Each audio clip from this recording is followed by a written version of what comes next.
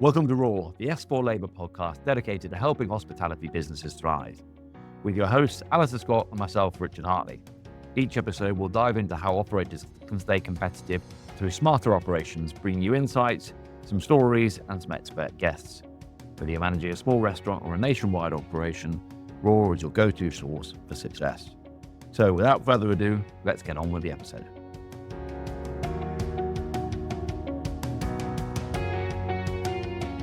We're here to talk about single sites and how they can be their best, and some of the things that single sites we would recommend, really do to make themselves better than they are today.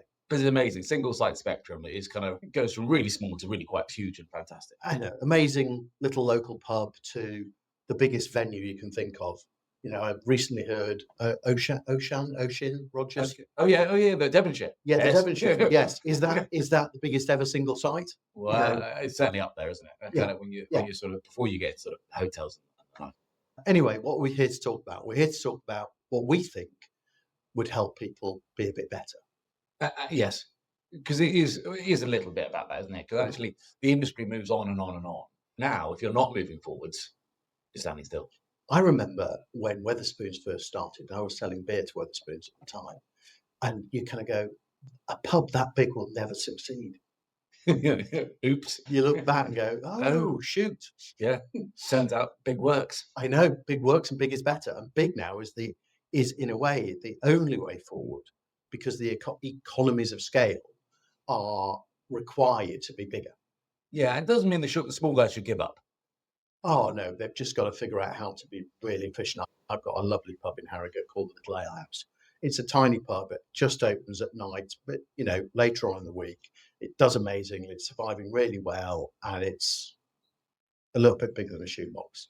Yeah, yes, like my local, I've got a Breakspear pub as my local, the Fox and Hound in Christmas Common, which just sounds idyllic. And we've got a brilliant German landlord though, who lives and breathes that pub. Well, what's your top tip? If you were running a single site, what would you go, this is the most important thing for me to do to get better? I guess mine's a bit more of a habit and a way of being than anything else, which sounds a little bit wanky. We're allowed to say wanky. Anyway, Yeah. I did. Right. Curiosity. Trying to think about how you can do things better in every aspect of what you do. And I know that's a bit broad, but just Curiosity.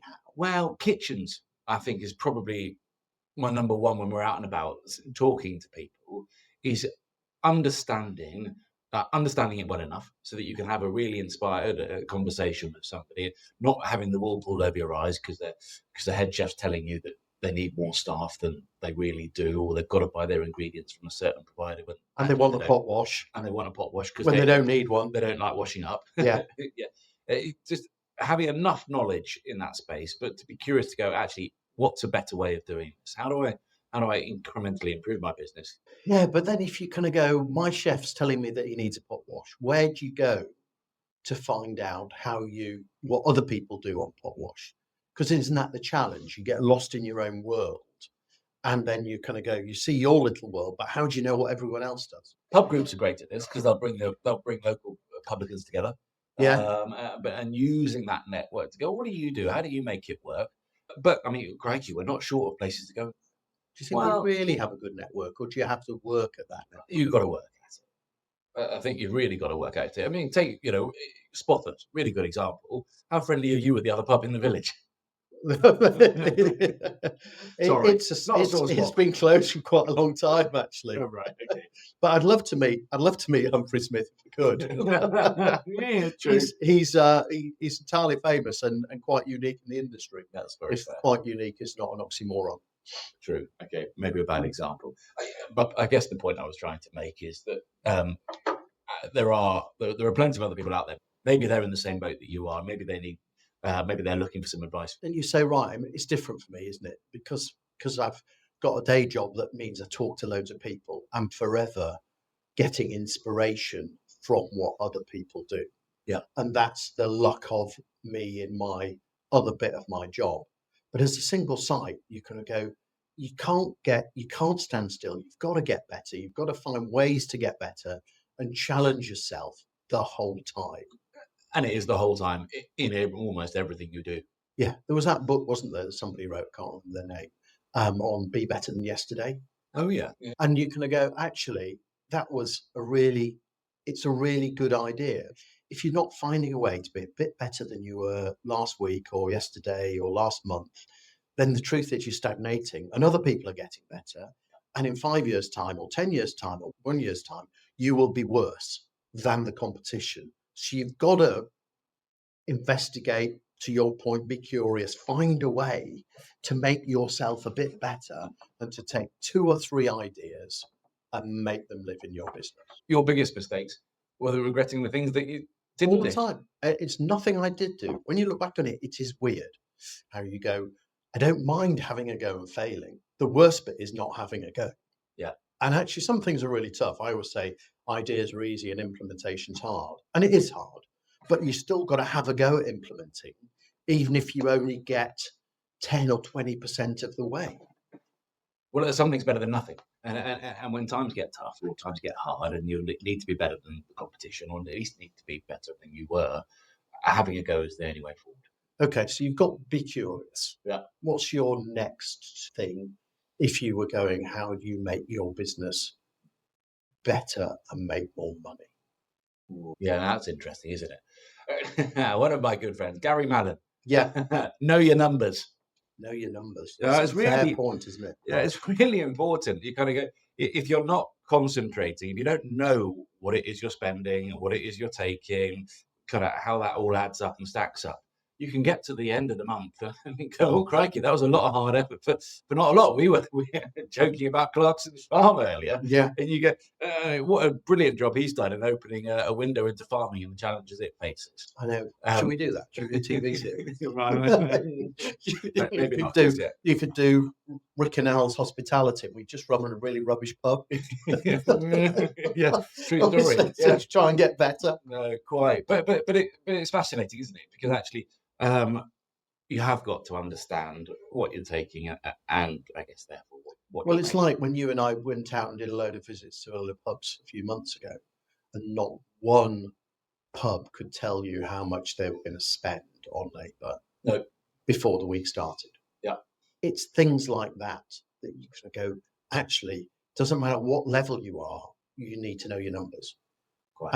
And actually, it's the 7 Ps, isn't it? You kind of go, you need to know the numbers as much as you can before they happen, and clearly as well afterwards. One of the things we do in our pubs is we actually get the managers to fill in their own weekly P&L the Monday after the week's finished. Right, So they report on the Monday what they've done for last week. Yeah. And they're answering to that and owning up to whether they made a profit or a loss, or what was good and what was bad. Actually, just writing about it actually becomes quite important in terms of their journey for the next week. Yeah, because the end of the month is too late. Too much has gone by. Too much has happened. And it's not normally even the end of the month. It can be 3 weeks after the end, Yeah. which is even worse. Yeah. There's some key headline numbers that you're going to be able to get pretty quick access to that are going to make a big difference. Yeah, because in the end, I mean, there's really 4 numbers that matter, aren't there? Which is sales, GP, labour, and then what your other costs are, which are pretty fixed and uniform. Pretty static. Yeah. Relatively But that's speaking. it. It's not hard to have a good guess No. or a close enough look at the numbers, but you should know it every week. Yeah. Because you need to know whether you've made money or lost money. Right. So that's number 2. Yeah. I've got curiosity. I've got know your numbers. Go on then. What's one from you? Well, one from me.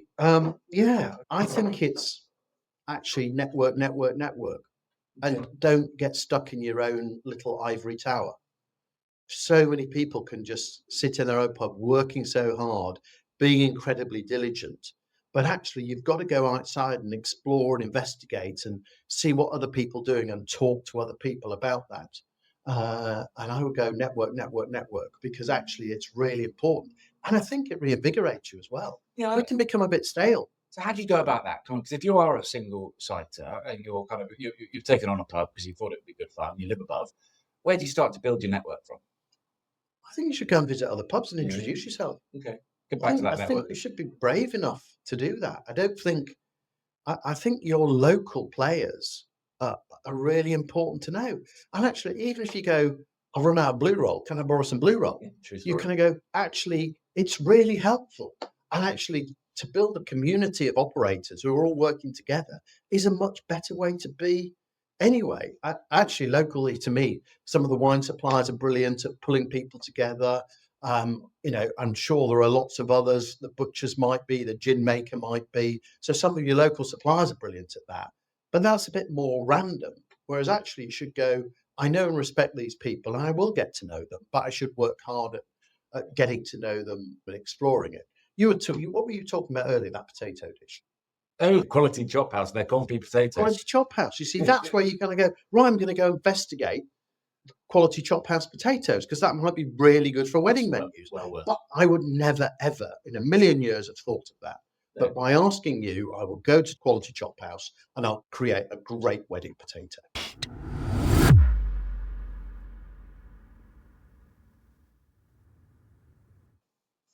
What are we going to do next time? What do we want to talk about next time? Why don't we pick kitchens? Why don't next time we do kitchens? And we can talk about pot wash. We can get a bit more detail on pot wash and kitchens. And the like. Yeah, Okay. let's do that. Our next weekly, is it? Well, our next wittering. Our next on wittering. kitchens. Yes. And we won't get too wound up. Cool. Yes. And well done if you got to the end of this. If you found this episode helpful, make sure to subscribe, leave us a review, and share with your colleagues. You can also follow S4 Labour on LinkedIn for updates and additional content. If you have any questions or like to get in touch, you can reach us at hello@s4labour.co.uk or visit www.s4labour.co.uk. Thanks for tuning in, and we'll see you in the next episode.